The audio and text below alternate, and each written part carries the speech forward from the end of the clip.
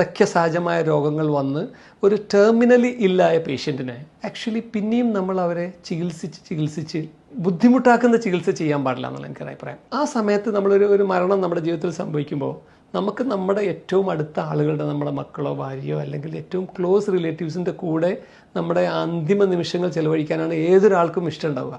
അപ്പോൾ ഒരിക്കലും ഇനി ജീവിക്കില്ല, അയാൾക്ക് മരണം ഉറപ്പാണ് എന്ന് പറയുമ്പോൾ ഞാൻ ചെയ്യുന്നൊരു കാര്യം എന്താണെന്ന് വെച്ചാൽ ഈ പേഷ്യൻസിനെ ഞാൻ റൂമിലേക്ക് ഷിഫ്റ്റ് ചെയ്യും. കാരണം ഇന്നത്തെ കാലത്ത് മരണം ഒരിക്കലും റൂമിലോ വീട്ടിലോ നടക്കാറില്ല. മരണമൊക്കെ ആശുപത്രികളിലുള്ള ICUയിലാണ് നടക്കുന്നത്. പക്ഷേ നാച്ചുറലായിട്ട് നടക്കേണ്ട ഒരു മരണം എന്തിനാണ് ഹോസ്പിറ്റലിൻ്റെ ICUയിൽ നടക്കേണ്ടത്?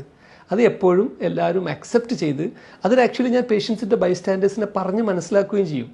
വളരെ ബാഡായിട്ടുള്ള കേസ് ആ പേഷ്യൻറ്റിനെ ICUയിലേക്ക് ഷിഫ്റ്റ് ചെയ്ത് അവിടെ നിന്ന് മറ്റുള്ളവരില്ലാതെ ഈ നഴ്സസിൻ്റെയും മറ്റ് മെഡിക്കൽ പ്രൊഫഷണൽസിൻ്റെ നടുവിലിരുന്ന് മരിക്കുന്നതിനേക്കാളും ആ ഒരു ആത്മാവിന് ഒരു പക്ഷേ നന്നാവുക സ്വന്തം റിലേറ്റീവ്സിൻ്റെ കൂടെ നിന്ന് സമാധാനത്തോടുള്ള വേണം. അതാണ് എനിക്കൊരു ഇമ്പോർട്ടൻ്റ് ആയിട്ടുള്ള ഈ ഒരു മെഡിക്കൽ പ്രൊഫഷനിൽ ഡോക്ടേഴ്സിനും മാത്രമല്ല ഈ രോഗികളോടും രോഗികളുടെ റിലേറ്റീവ്സിനോടും പറയാനുള്ളത്. ചില സമയം വരും മെഡിക്കൽ പ്രൊഫഷൻസിന് ഇനി ചെയ്യാൻ പറ്റാത്ത ഒരു നിമിഷം വരുമല്ലോ. ആ നിമിഷം വരുമ്പോൾ നമ്മൾ പിന്നെ ഒരു എൻഡ് ഓഫ് ലൈഫ് കെയർ എന്നാണ് അതിന് പറയുക. അത് എത്ര നന്നാക്കി കൊടുക്കാൻ പറ്റണം എന്നുള്ളത് കൂടി ഡോക്ടേഴ്സും ഇന്നത്തെ ഹെൽത്ത് കെയർ സിസ്റ്റമും അതേപോലെ രോഗികളുടെ റിലേറ്റീവ്സും ചിന്തിക്കേണ്ടതുണ്ട് എന്നൊരു മെസ്സേജ് എനിക്ക് പബ്ലിക്കിനോട് പറയാനുണ്ട്.